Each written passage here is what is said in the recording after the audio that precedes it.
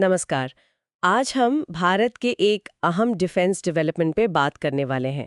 खबरें आ रही हैं कि भारत अपनी अग्नि 5 इंटरकॉन्टिनेंटल बैलिस्टिक मिसाइल का एक नया पारंपरिक यानी नॉन न्यूक्लियर वर्जन बना रहा है। जी हाँ, और ये काफ़ी दिलचस्प डेवलपमेंट है। बिल्कुल। और देखिए, आजकल दुनिया में जो चल रहा है उसे देखते हुए शायद ऐसी क्षमताओं पर जोर बढ़ गया है।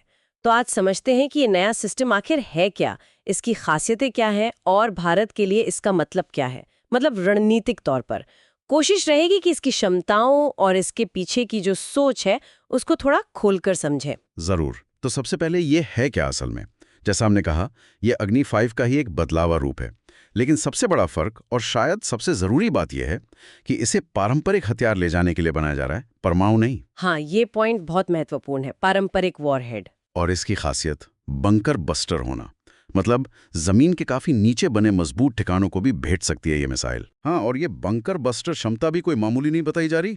बात हो रही है जमीन के अंदर लगभग 80 से 100 मीटर तक घुसने की। 100 मीटर? जी, 80 से 100 मीटर। आप अंदाजा लगाइए, ये कोई 25-30 मंजिला इमारत जितनी गहराई हो गई। और फिर वहां जाकर धमाका करना। बाप रे।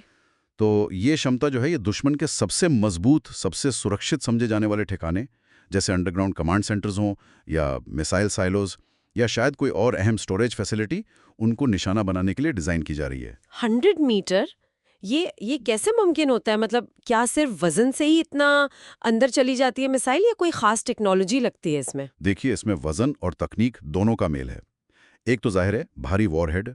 खबरों के मुताबिक ये मिसाइल लगभग 7,500 किलोग्राम यानी 7.5 टन का वॉरहेड ले जा सकती है। 7.5 टन? हाँ, और कुछ रिपोर्ट्स तो 8 टन तक भी कह रही हैं। अब इतना भारी वॉरहेड इसे दुनिया के सबसे शक्तिशाली पारंपरिक वॉरहेड्स में से एक बना देता है। लेकिन सिर्फ वजन ही काफी नहीं होता। इसके लिए वॉरहेड का जो डिजाइन है वो बहुत मजबूत होना चाहिए। मतलब एक हार्ड एंड पेनेट्रेटर जैसा, ताकि वो जब जमीन से या कंक्रीट से टकराए तो टूटे नहीं, बल्कि उसे भेदता हुआ, चीरता हुआ अंदर चला जाए। अच्छा, समझ गई। और इसे पहुंचाने का तरीका भी तो अलग है ना? अमेरिका तो शायद ऐसे हथियार हवाई जहाज से गिराता है। बिल्कुल सही कहा आपने। अमेरिका के पास GBU-57 जैसी बड़ी बंकर बस्टर बॉम्ब्स हैं, जिन्हें मैसिव ऑर्डिनेंस पेनेट्रेटर या MOP भी कहते हैं, और वो इसे B-2 जैसे अपने स्टेल्थ बॉम्बर विमानों से डिलीवर करते हैं। हाँ। अब ये तरीका बहुत प्रभावी है, इसमें कोई शक नहीं, लेकिन इसके लिए आपको एयर सुपीरियॉरिटी चाहिए होती है। मतलब हवा में आपका दबदबा हो, और ये पूरा ऑपरेशन काफी महंगा और जटिल भी हो सकता है। तो भारत का ये मिसाइल वाला तरीका, इसके क्या फायदे हैं फिर? ज्यादा लचीलापन आपने कहा। हाँ, लचीलापन इस मायने में कि शायद मिसाइल लॉन्च करना एक पूरे बॉम्बर मिशन की तैयारी और उसे भेजने की तुलना में ज़्यादा तेज़ी से और कम तामझाम के साथ संभव हो। अच्छा।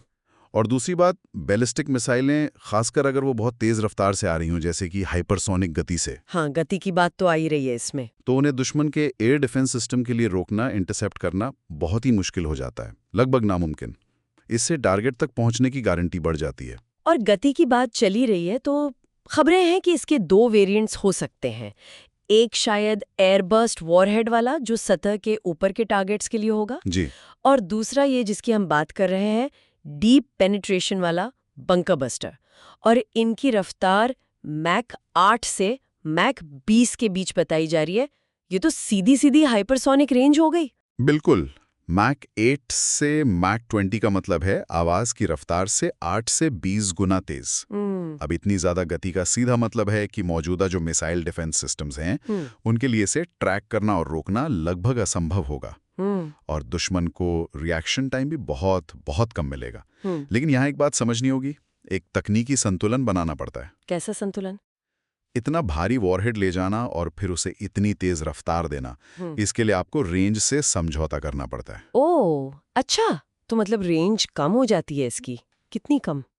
जो मूल अग्नि 5 है, उसकी रेंज तो 5,000 किलोमीटर से ज्यादा है, तभी वो इंटरकॉन्टिनेंटल कहलाती है। इन नए वेरिएंट्स की रेंज अनुमान लगाया जा रहा है कि लगभग 2500 किलोमीटर के आसपास होगी। अच्छा, आधी से भी कम? हाँ, तो जाहिर है फोकस अब इंटर कॉन्टिनेंटल टारगेट से हटकर रीजनल यानी क्षेत्रीय लक्ष्यों पर ज्यादा दिख रहा है। तो मतलब ये हुआ कि दूरी भले ही कम हो, लेकिन मारक क्षमता और सटीकता वो कहीं ज्यादा घातक होगी। बिल्कुल सही, यही इसका ट्रेड ऑफ है। रेंज कम पर डिस्ट्रक्टिव पावर बहुत ज्यादा, और वो भी बहुत सटीकता के साथ। और ये दिखाता है कि शायद प्राथमिकता अब अत्यधिक लंबी दूरी से ज्यादा अपने क्षेत्रीय दायरे में मौजूद जो बहुत महत्वपूर्ण, बहुत मजबूत ठिकाने हैं, उनको भेदने की क्षमता विकसित करने पर है। और अगर हम इसके रणनीतिक महत्व को देखें तो ये साफ तौर पर भारत की रक्षा आत्मनिर्भरता की तरफ एक और बड़ा कदम है।